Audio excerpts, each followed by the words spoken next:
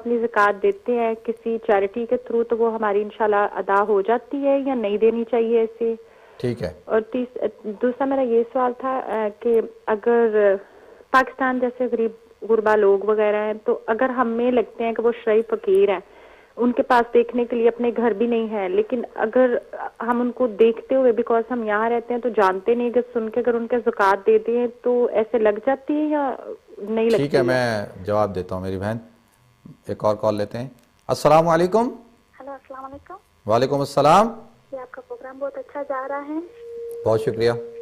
یہ مجھے ایک سوال پوچھنا تھا، اگر روزے کے درمیان دانتوں سے خون نکلے تو کیا روزہ ٹوٹ جاتا ہے؟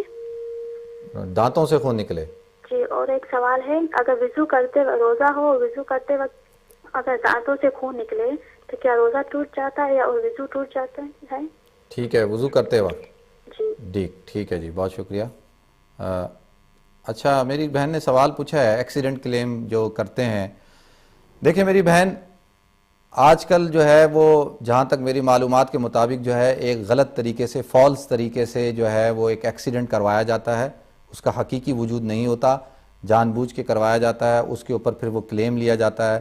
دیکھیں یہ دھوکہ دینا ہے اور اس کے ذریعے سے جو رقم حاصل ہوتی ہے وہ حرام ہے اور اس سے بچنا چاہیے. آدمی کو ہر وہ کام جو دھوکہ دہی کے ذریعے سے پیسے کمائے ہوئے ہوں ان کاموں میں اور ان پیسوں میں برکت نہیں ہوتی. اسی طریقے سے اس ملک کا لا ہے کہ ہر آدمی کو جو ہے وہ انشورنس کرانی ہے اور انشورنس جو ہے وہ اسلامک انشورنس جائز ہے، لیکن جو آج کل جو انشورنس ہوتی ہے اس کے اندر انٹرسٹ بیس ہوتی ہے، تو لہٰذا تھرڈ پارٹی انشورنس کرائی جا سکتی ہے اور اس کو بالکل کرانا بھی چاہیے کیونکہ وہ لا ہے اور لا کو جو ہے وہ ہر آدمی کو فالو کرنا ضروری ہے. تو لہٰذا اس کے عوض میں جو ہے وہ تھرڈ پارٹی یہ ہوتی ہے کہ اگر آپ کا نقصان ہو تو آپ وصول نہ کریں، اگر آپ کے ذریعے سے کسی کا ہو جاتا ہے تو وہ انشورنس کمپنی جو ہے وہ اس کو کرتی ہے. تو اصل میں ہمارا بھروسہ ہونا چاہیے اللہ رب العزت کے اوپر.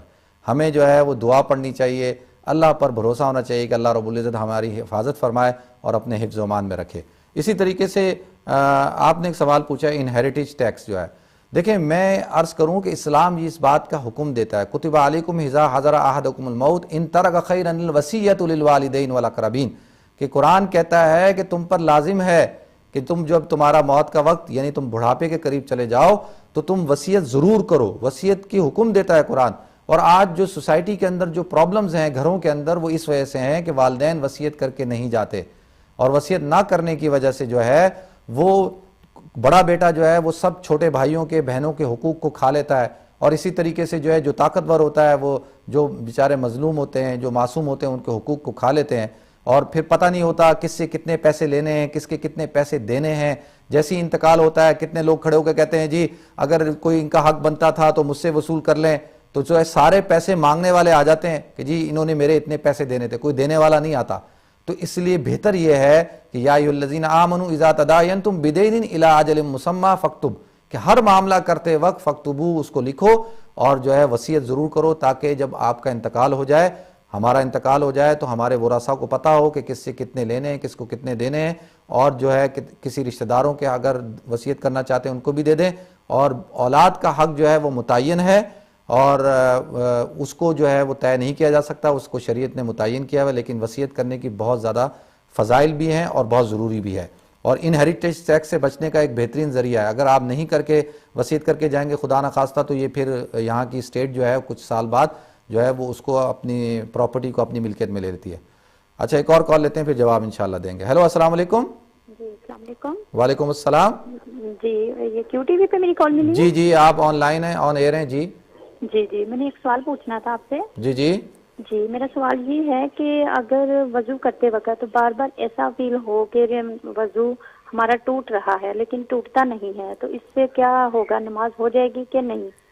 2-3 دفعہ وضو کرنے کے بعد بھی. ٹھیک ہے پلیز. Thank you. بہت شکریہ جی آپ کی کال کرنے کا. اچھا ایک اور کال لے لیں. السلام علیکم. السلام علیکم. السلام علیکم. جی وعلیکم السلام ورحمۃ اللہ وبرکاتہ. جی میرے 2-3 سوال ہیں آپ سے. جی فرمائیں. یعنی کہ صلاۃ التسبیح کا ٹائم کیا ہے، کب پڑھنا چاہیے؟ صلاۃ التسبیح؟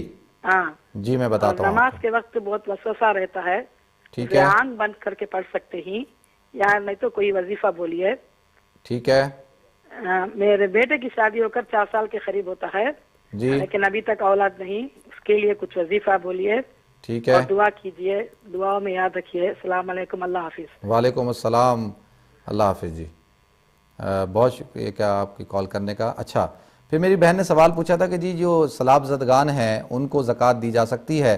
دیکھیں, جو جس چیریٹی پہ آپ کے اوپر آپ کو ٹرسٹ ہے, آپ ریسرچ کریں, جو چیریٹی آپ سمجھتی ہیں کہ یہ بہتر ہے, اس کے لوگ قابل اعتماد ہیں اور وہ کام کر رہی ہے, تو بالکل آپ ان کو زکوٰۃ کی رقم دے سکتے ہیں. وہ آپ کے امین بن کر آپ کی زکوٰۃ سیلاب زدگان تک پہنچا دیں گے.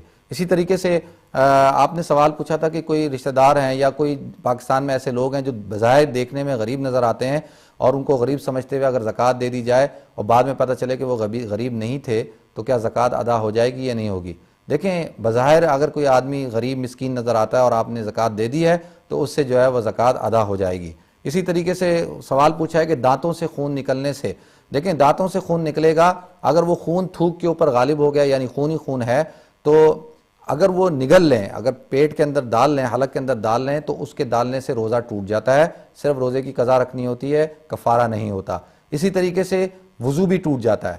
اگر نماز کے دوران جو ہے دانتوں سے خون نکل آیا اور خون نکلنے سے جو ہے وہ پتہ چل گیا کہ خون نکل رہا ہے, تو اس سے جو ہے وضو بھی ٹوٹ جائے گا, نماز بھی ٹوٹ جائے گی. اور وضو کرتے وقت اگر دانتوں سے خون نکلا, اس کا بھی حکم یہی ہے کہ جو ہے وہ اگر وہ منہ میں ہنگل لیا, تھوک پہ غالب آ گیا, تو اس سے روزہ جو ہے وہ ٹوٹ جائے گا اور وضو دوبارہ سے کرنا ہوگا. اسی طریقے سے میری بہن نے سوال پوچھا ہے کہ وضو کرتے وقت بار بار یہ فیل ہو کہ وضو ٹوٹ رہا ہے.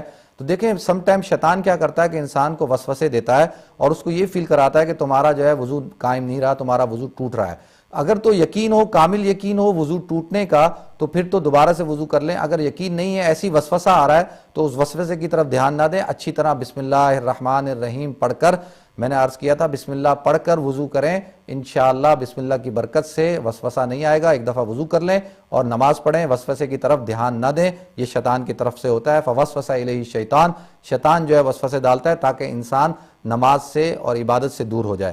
اسی طریقے سے میری بہن ایک صاحب نے سوال پوچھا ہے کہ صلاۃ التسبیح پڑھنے کا بہتر وقت کون سا ہے؟ اللہ کے رسول صلی اللہ علیہ وسلم نے اپنے چچا حضرت عباس رضی اللہ تعالیٰ کو فرمایا, عباس صلاۃ التسبیح روزانہ پڑھا کرو.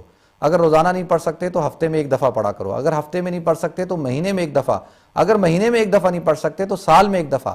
اگر سال میں بھی ایک دفعہ نہیں پڑھ سکتے تو زندگی میں ضرور ایک دفعہ صلاۃ التسبیح پڑھو. صلاۃ التسبیح کے بے شمار فوائد ہیں, اس کا ثواب ہے.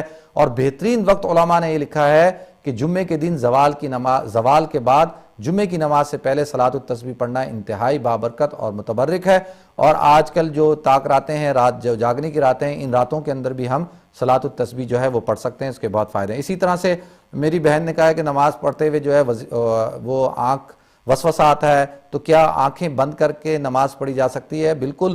جس شخص کو توجہ نہ ہو, دھیان نہ ہو نماز کی طرف, تو وہ اگر آنکھیں بند کرتا ہے دھیان کے لیے, توجہ کے لیے, تو اس کو اجازت ہے کہ وہ آنکھیں بند کر کے نماز پڑھ سکتا ہے. لیکن بہتر یہ ہے کہ جب دھیان قائم ہو جائے تو آنکھیں کھول کر نماز پڑھنا چاہیے, آنکھیں بند کر کے نماز نہیں پڑھنا چاہیے. اسی طریقے سے دعا کی ہے کہ بیٹے کے لیے جو ہے وہ گزارش کی ہے کہ بیٹے کے لیے جو ہے وہ دعا کریں کہ اللہ تعالیٰ اس کو اولاد نرینہ عطا فرمائے.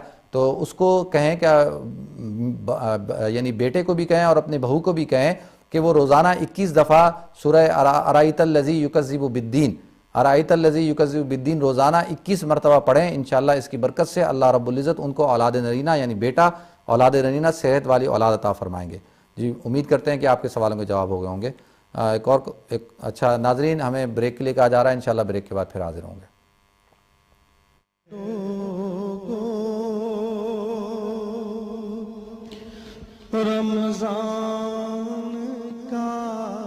السلام علیکم ورحمۃ اللہ وبرکاتہ. ناظرین, میں آپ کو ایک دفعہ پھر پروگرام رمضان ہمارے ساتھ میں خوش آمدید کہتا ہوں. ناظرین, الحمدللہ اللہ رب العزت کے فضل و احسان سے اللہ رب العزت نے ہمیں رمضان المبارک کا بابرکت مہینہ عطا فرمایا. یہ پروگرام رمضان ہمارے ساتھ کا نام ہی اسی لیے رکھا گیا کہ آپ کا رمضان ہمارا رمضان, ہمارا آپ کے ساتھ اور آپ کا ہمارے ساتھ گزرتا ہے. دیکھتے ہیں کالر کون ہے. جی السلام علیکم. وعلیکم السلام ورحمۃ اللہ وبرکاتہ. وعلیکم السلام ورحمۃ اللہ وبرکاتہ. کیسے ہیں میرے بھائی؟ خیریت سے ہیں آپ؟ ٹھیک ہیں الحمدللہ. آپ کی طبیعت ٹھیک ہے؟ الحمدللہ, اللہ کا بڑا فضل. جی تو حضرت صاحب, سوال آپ سے یہ ہے کہ اس مہینے میں کافی وہ چیریٹی کے جو پیپر وغیرہ آتے ہیں ان کے اوپر نام لکھا ہوتا ہے اللہ اور اللہ کے پیارے رسول صلی اللہ علیہ وسلم کا, تو ان کو پانی بھی پاس نہیں ہے ہمارے, اور گارڈن میں یہ کتنے کے پیپر ہم کھود کے گارڈن کھود کے ان کو دفن کیا جائے. تو ہمارے پاس ایک شریڈر ہے جو پیپر شریڈ کرتا ہے, جی جی اس میں شریڈ کر سکتے ہیں یا کسی ریسائیکل بن میں یہ پیپر ڈال سکتے ہیں جس پہ اللہ اور نبی صلی اللہ علیہ وسلم کا نام مبارک ہو. ٹھیک ہے. اور کوئی سوال ہے میرے بھائی آپ کا؟ جزاکم اللہ خیر. بہت شکریہ جی آپ کی کال کرنے کا, جزاک اللہ. ایک اور کال لیتے ہیں. السلام علیکم. وعلیکم السلام. جی فرمائیں میری بہن. جی میں نے پوچھنا ہے کہ میرے چاچا ہیں تو ان کی زمین بھی نہیں ہے اور اپنا رہنے کے لیے مکان بھی نہیں ہے, میں ان کو زکوٰۃ دے سکتی ہوں؟ ٹھیک ہے میری بہن, میں بتاتا ہوں. کوئی سوال ہے آپ کا؟ جی, اور یہ بھی سوال ہے کہ ایک خالہ ہے, ان کی زمین ہے لیکن وہ غریب ہیں, تو ان کو بھی زکوٰۃ دے سکتی ہوں کہ نہیں؟ اچھا, وہ زمین ایسی خالی پڑی ہوئی ہے, اس پہ کچھ وہ اگاتی ہیں؟ نہیں کچھ اگاتی ہیں تھوڑا بہت. اچھا ٹھیک ہے. جی ٹھیک ہے. ٹھیک ہے میری بہن. اچھا ایک اور کال لے لیتے ہیں. السلام علیکم. وعلیکم السلام ورحمۃ اللہ. جی جی میں یہ کہنا چاہوں گی کہ ماشاءاللہ آپ کا پروگرام بہت اچھا ہے. ماشاءاللہ ہم روزانہ دیکھتے ہیں, اور ابھی جس طرح آج آپ نے شروع میں آج بسم اللہ کے اوپر گفتگو کی اور بیان کیا, بہت ہی اچھا تھا. اور ماشاءاللہ آپ کے جتنے بھی روزانہ آپ ٹاپک لے کر آتے ہیں اتنے اچھے طریقے سے ہمیں سمجھ میں آتے ہیں.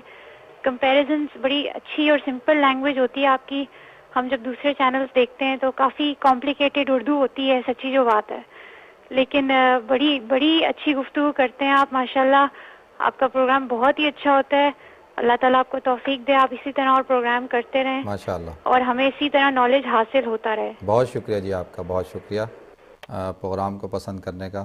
اچھا جی, میرے بھائی نے سوال پوچھا ہے کہ جی ان کے گھر میں بہت سارے چیریٹی کے والے لوگ پیپر بھیجتے ہیں جس میں بسم اللہ یا اللہ محمد یا بابرکت نام لکھے ہوئے ہوتے ہیں, تو وہ کہتے ہیں اتنے زیادہ ہوتے ہیں کہ اس کو آدمی کیا کرے. تو انہوں نے کہا کہ جی اس کو ریسائکلنگ میں ڈال سکتے ہیں کیا. دیکھیں جو بھی اس قسم پورا پیپر تو نہیں, لیکن کوشش یہ کریں کہ جس جگہ پہ اللہ کا نام لکھا ہے یا بسم اللہ لکھی ہے اس کو آپ کاٹ لیں. کاٹنے کے بعد اس کو کہیں جمع کرتے رہیں.